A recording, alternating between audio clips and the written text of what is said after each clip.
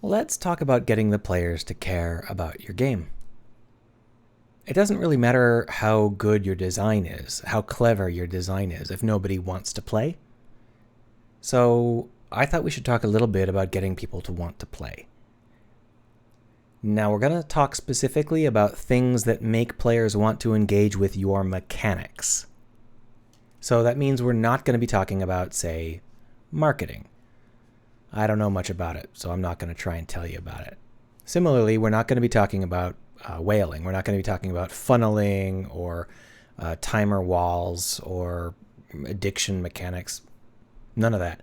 These are things that don't have to do with the mechanics in your game. These are external things stapled onto your game to make more money. You can learn those tricks from somebody else. I want to talk about when the player faces the next battle, the next puzzle, the next day, the next turn, what makes them go, yes, one more. Yes, okay, one more. Yeah, okay, one more. What makes them do that?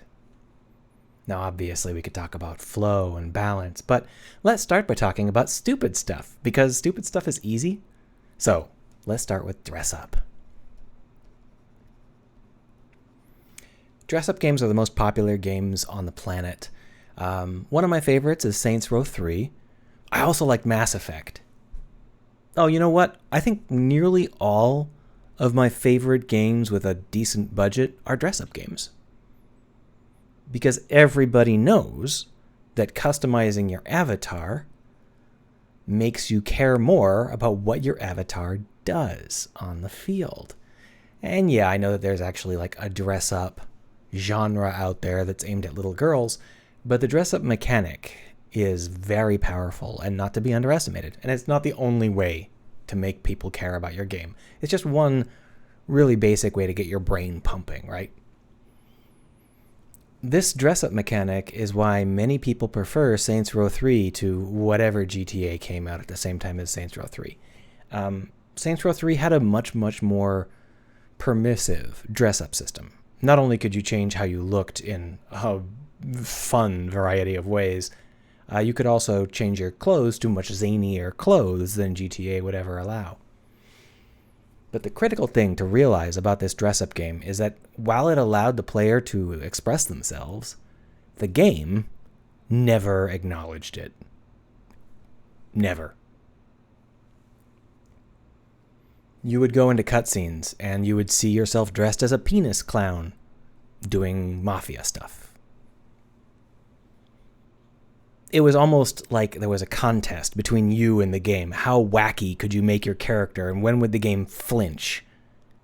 Of course, the game never does, because the game doesn't understand that you're making your character look wacky. That's just for you.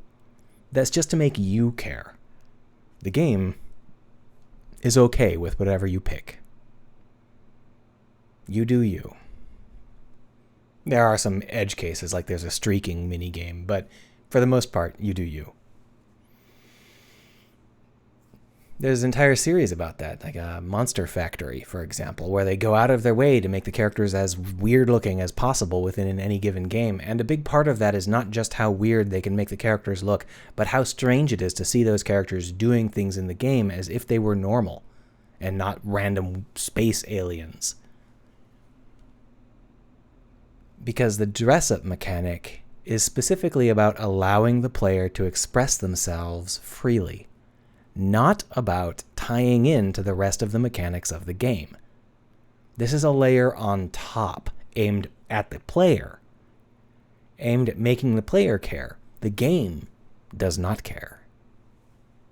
And I mean, you do things like you scatter stuff throughout the game so you can get more dress up. Like in Saints Row 3, you not only get more costumes as you go through the game, but you unlock the ability to change your build and stuff like that. But fundamentally, the game doesn't judge you regardless of what you choose, because this is about you choosing what you want to get out of the game.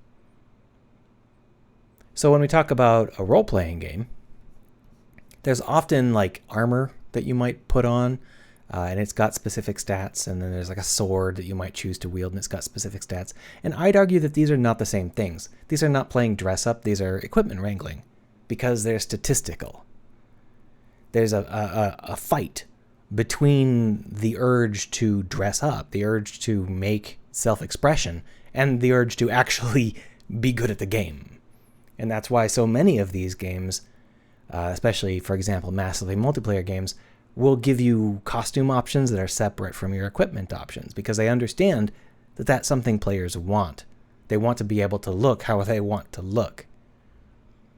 But even in single-player games, you usually don't see too much of this. You usually don't see it, like, popping up on the screen very often. What you usually see is your portrait. Oh, wow, you got really fat lines on your portrait today. That's fine. And your portrait can be anything you want. Usually, they'll let you pick a picture from your hard drive.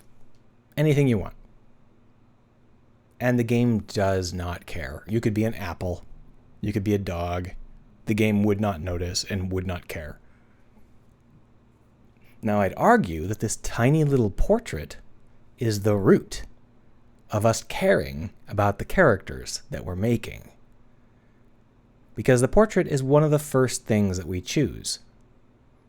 We see a face that we want. We want to be them. We want to get along with them. We want to see what happens to them.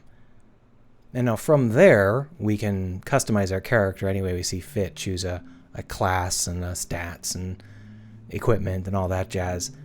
But for me, it arises from a core fantasy. Like, oh, who do I want to be today? I might choose a class first and then try and pick a face for that class. But to be honest, I think that's backwards. The fantasy of being someone in these games is driven by the visual for me, by who I think I'm going to be. So in many cases, I'll make an entire character, then I'll see the faces that are available, and I will go back and remake the character to fit the face I like best. I want to be that person. And it's the same with pre-made NPCs, right? If you go and you play Mass Effect or whatever, you're often going to care about the other characters based on how they look, based on the impression they give off, rather than their stats. And I know a lot of people who play Mass Effect got annoyed because they accidentally made a player build that couldn't take their favorite characters with them because they overlapped too much. Like, oh, I made a psychic character, so I guess I can't take the psychic character with me because then we'd have too many psychics. This is what makes this situation interesting for me. All of the customization, all of the care that we have that unrolls over the course of the game as we level up and choose new powers and choose new choices and, make our character express themselves in the game world. That stuff is very dense, very important, and that all comes from the beginning when you choose a core fantasy, when you choose a face. Let's go over to the Yakuza series. I love the Yakuza games. Their gameplay is awful. I can't think of a game that has worse gameplay. Punching someone until they get tired and lie down is basically as boring as it gets, and all their mini games always suck. They're great though, aren't they? These games are awesome. My personal preferences for fighting games being boring and bland is not their fault. I've played all of them, not to the end, but, for at least 10 hours each. All of these Yakuza games have a major secondary subgame. And it's usually some kind of worker assignment game. For example, in one of them, you could buy shops, and then you could assign characters to the shops. So you might buy, like, a candy shop or a used tire shop, and then you could assign whoever you wanted to work there. And by whoever, I of course mean a chicken, an infant, a robot, a luchador, whatever you can find. This is avatar customization. Now, it's not as freeform as us getting to pick a face or a costume because they have stat bundles attached to them, and that's actually a big part of why these games sort of fall apart at the end, because generally speaking, the most boring characters are the most efficient. But in general, This is part of what makes these games compelling for me. I care because I get to see these people working together. And by that, I do not mean that. I only see them in my head. The game never shows me. The game never tells me how a chicken sells used tires. That's me. That's in my head. I'm the one coming up with that. Even when I do something like take the chicken into a boardroom meeting, the game doesn't really respond as much as you might think. There's a little bit of difference, but for the most part, the game sort of just pretends that the chicken is just another person. And again, it's just that like straight face. You got that thing where the game is trying to not acknowledge that you're doing something zany and weird because it's funnier and more impressive that way. It's a little bit of frisson, a little bit of traction. This keeps me involved with the game until I have to start substituting in boring people with better stats, and at which point I get bored and stop.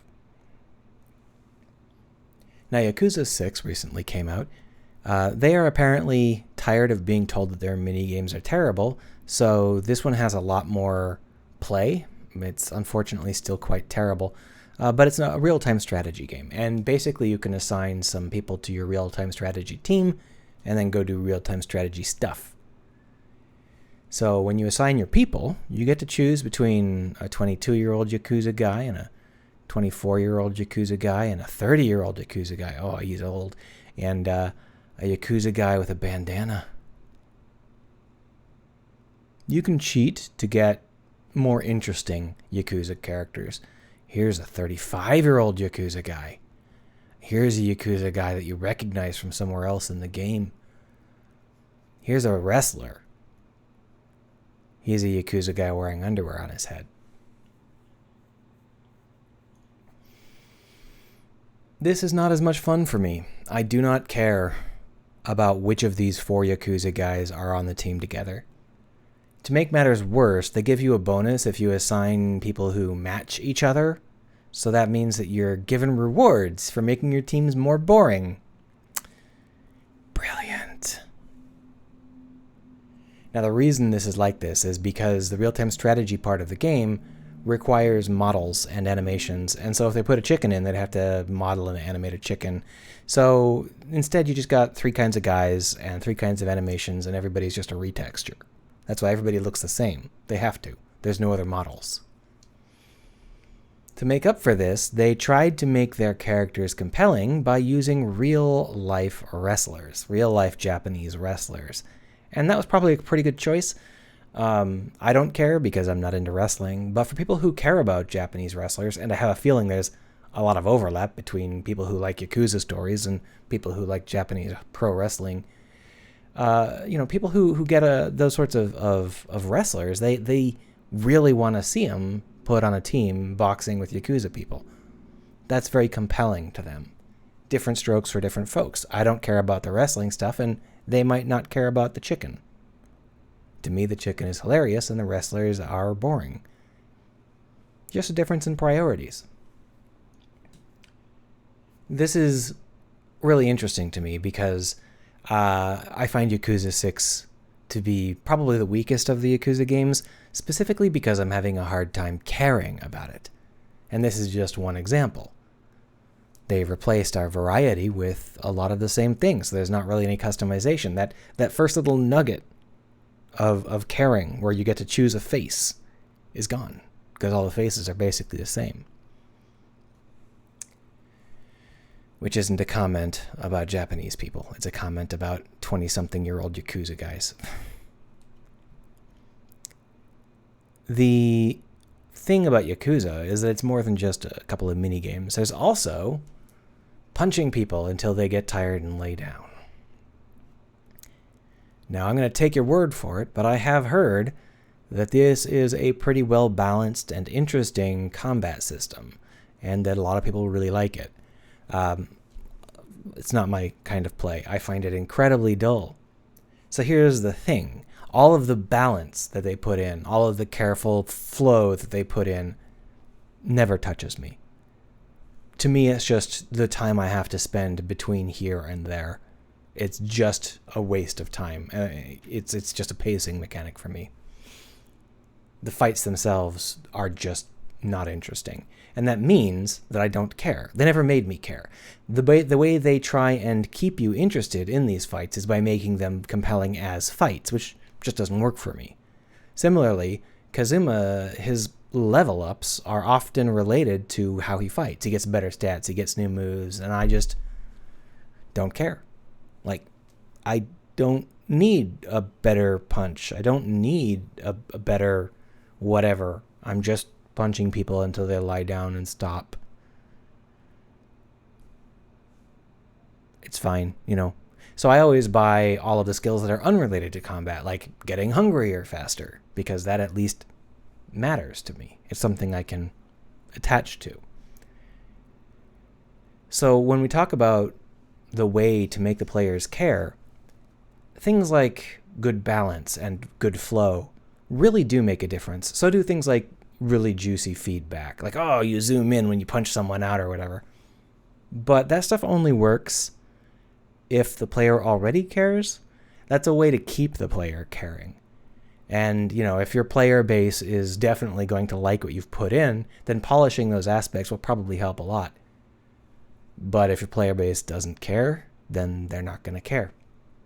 It doesn't matter how good the balance is because we don't give a shit. But I love the Yakuza series because there's another kind of play. Yeah. Moving through the game. Side quests and story missions. These are things I care about very deeply because the writing is good. I know this will come as a shock as a guy who's talked numerous times about the fact that some of his favorite games have no gameplay. Yeah, so let's talk about side quests for a little bit.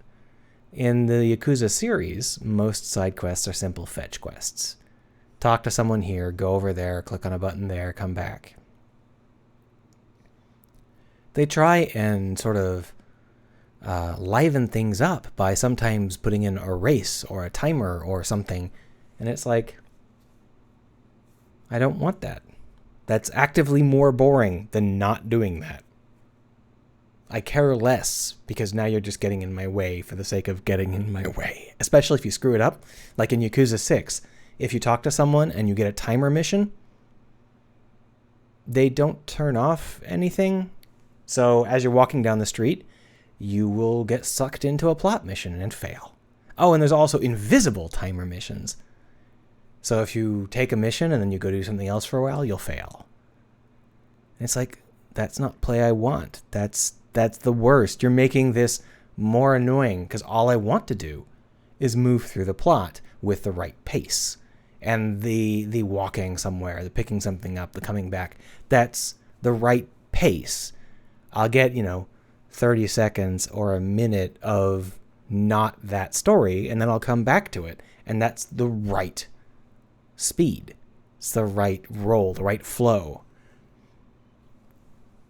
And that can just be walking and clicking. It doesn't need to be anything more complicated. And I'm not going to say that, the races in these games are terrible or whatever. It's just that they're not attached to any of the meaning. The meaning in these is attached to the pace, right? You learn something, you feel for someone, and you feel a specific amount of time pressure, and then you go do something, and you come back, talk to them later. They're all organized to make you care about that gap in time. They orient you around the fact that you're going to be going somewhere else and then coming back. They're not built to make you care about a race or a timer. That's why I wanted to talk about caring about a mechanic. This is how you make people care about a mechanic, right? How do you make someone want to engage with a specific mechanic that you've put in your game? Well, you have to actually make that mechanic work for what they're doing. Like with the dress up, right? If you never see your character, then the dress up isn't actually going to work. It's not actually going to have an effect because you're never going to see your character. There's a million ways to connect your player to the mechanics, to make them care. I just wanted to give you sort of some basic ideas as, what you might want to think about. It's very easy to screw this up. But on the plus side, it's also pretty easy to test. I mean, you just sit someone down, have them play, and if they care, you win. Good job. Hopefully this was pretty coherent. Let me know.